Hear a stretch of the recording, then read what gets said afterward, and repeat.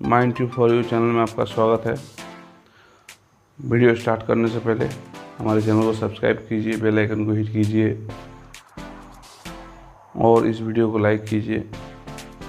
आज हम लोग बेल्ट कन्वेयर सिस्टम के ऊपर डिस्कस करने वाले हैं। बहुत ही इम्पोर्टेंट टॉपिक है बीजीएमएस के कॉम्पिटेंसी एग्ज़ाम के पॉइंट ऑफ व्यू से, साथ ही कोल इंडिया के या विभिन्न माइनिंग कंपनीज के रिक्रूटमेंट एग्ज़ाम्स में भी इस टॉपिक से हमेशा जो है क्वेश्चन पूछा जाता है।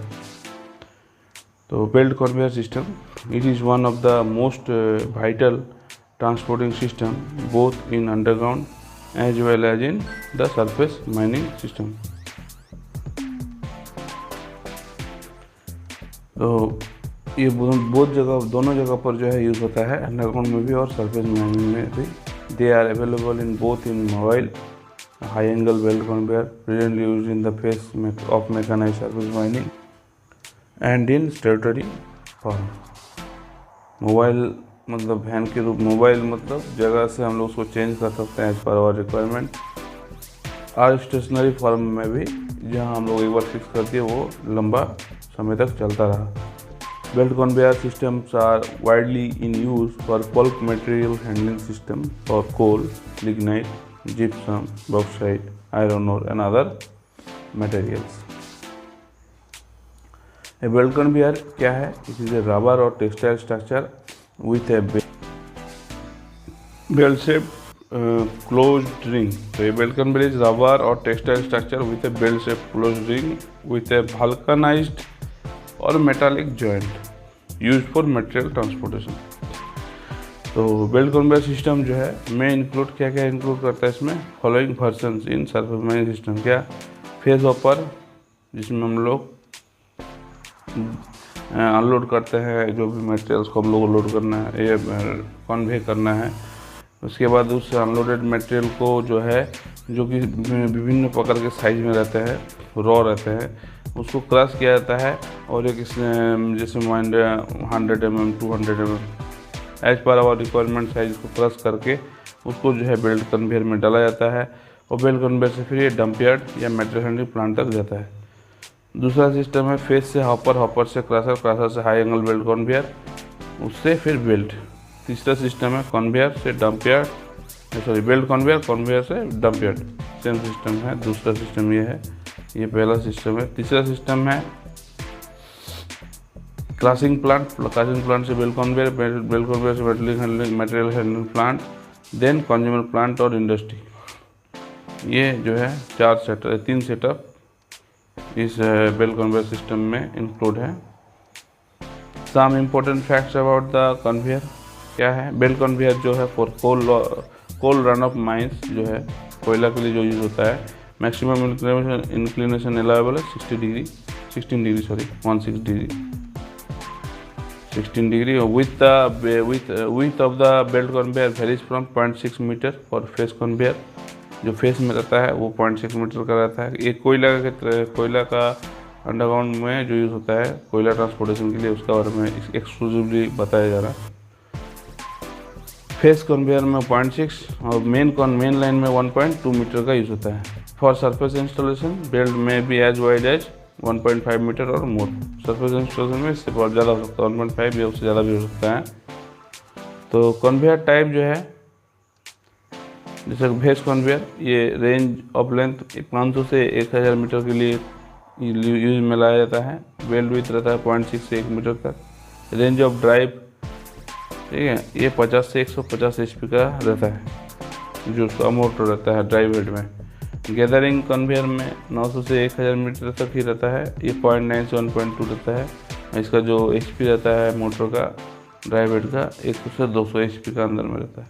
मेन लाइन कन्वेयर इसमें क्या 900 से 1.8 मैंने 1800 मीटर तक काम करता है। ये 1 मीटर से 1.5 मीटर तक विथ बेल्ट विथ इसमें रहता है। और जो इसका बेल्ट मोटर का HP चाहिए 200 से 400 HP का रेंज रहता है मोटर HP का, एज पर रिक्वायरमेंट चेंज होगा। अब आया हम लोग का जो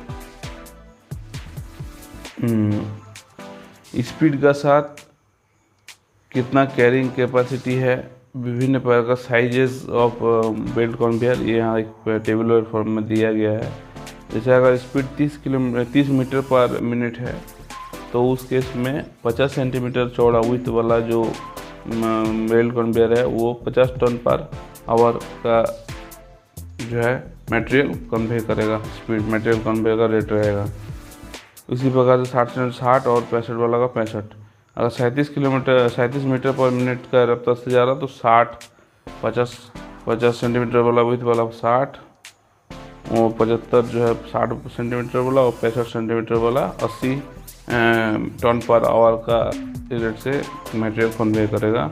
अगर 45 मीटर पर मिनट का रेट स्पीड से जा रहा तो 50 सेंटीमीटर वाला विड्थ वाला जो है 75 ton per hour, 60 centimetre width वाला जो है 90 टन पर आवर और 65 सेंटीमीटर विड्थ वाला 100 टन पर आवर का रफ्तार से ले जाएगा। और अगर वहीं पर अगर स्पीड 52 मीटर पर मिनट है तो 50 सेंटीमीटर वाला 90, 60 सेंटीमीटर वाला 100 और 65 सेंटीमीटर 115 टन पर आवर ले जाएगा। इसका एक ही मतलब है कि बेल्ट स्पीड अगर बढ़ेगा तो एक बेल्ट जो है दोबारा सेम जगह पर पहुंचेगा जल्दी। तो जब जल्दी पहुंचेगा तो 1 घंटा में हमारा जो मटेरियल कन्वेइंग का स्पीड है वो बढ़ जाएगा, नथिंग एल्स।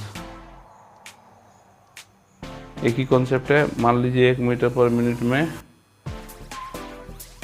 वो 5 टन ले जाता है 1 घंटा में, तो ये जितना हमारा बढ़ेगा तो सेम लिमिटेड विड्थ के लिए सेम ही रहेगा। ये एक लिमिटेड विड्थ के लिए अगर ये बढ़ता है तो उसी रेंज में प्रोपोर्शनटली हमारा जो है कैरिंग कैपेसिटी भी बढ़ेगा।